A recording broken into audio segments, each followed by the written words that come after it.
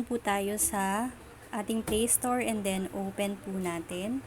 And then search for the Spin Go app. Ayan. And then ito na po yung lalabas. And then let's install it po. Since meron na po akong Spin Go app, open na nakalagay sa akin. Pero kung wala pa po kayong Spin Go app, install po ang nakalagay dyan. And after nyo pong ma-install, pindutin nyo na po yung open and then yan na po yung lalabas. And then para makaregister po kayo, click nyo lang po yung register. Tap nyo na po yung registration page nila.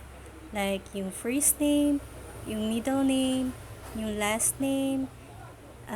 If you have a junior, senior, or second on your name, fill up nyo po yung suffix, birthday, gender, if you are female or male, kung saan kayo nakatira, like the unit number, house number, building name, street, village or subdivision, sa province, select nyo lang, lalabas dyan ang mga province.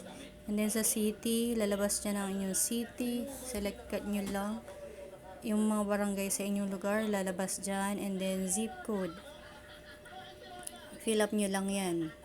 And then your email address, your mobile number, and then create kayo ng password. Tapos retype nyo yung password nyo.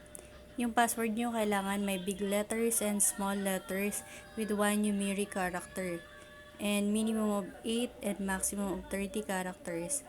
And then, after makapag-create ng password, click nyo lang yan, square na yan, and then create account. Makapag-create ng account, may receive kayong OTP code, which is i-input nyo dyan sa 6 na boxes na yan for verification. And then, after nyo ma-verify, magpa-flash yung congratulations, and then, i-press nyo yung back to login. And then, mapupunta kayo sa login page. And then, pag open nyo, ayan na yung makikita nyo. Makaka-receive po kayo ng message from TV5 Spin Go na naglalaman ng inyong ipin upang makapag-redeem kayo ng cards na gagamitin nyo sa paglalaro. Ganito po marireceive ninyong message. Pag na-receive nyo na po yung ipin nyo, type nyo na po yan doon sa ipin box. And after nyo po ma-type, pindutin nyo na po yung redeem. Para po makita ninyo yung ni-redeem ninyong cards, pindutin nyo lang po yung 3 lines sa taas, and then yung Spin Go cards, and then all redeemed cards. And yan, lalabas na po yung card ninyo.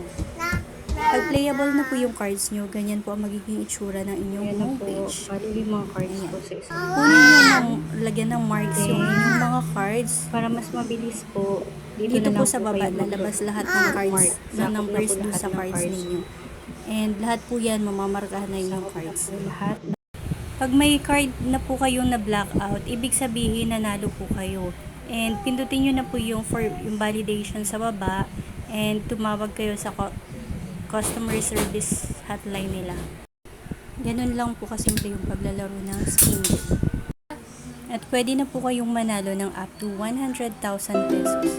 Salamat po sa panonood and